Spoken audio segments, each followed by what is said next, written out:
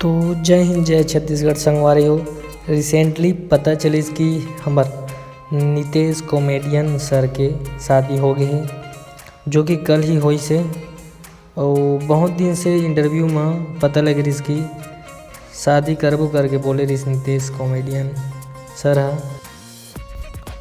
तो आखिरकार Nitesh comedian sir के शादी हो गई और शादी ओखर साथ होए जो जेखर साथ पहले वीडियो बनाते रही से। तो देख सकते हो, पूरा फोटो देख सकते हो और वीडियो भी देख सकते हो भाई।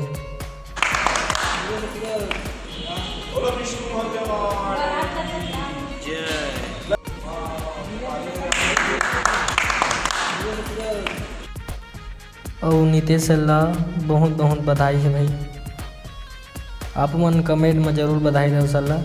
और वीडियो कैसे लगी कमेंट में ज़रूर बताओ।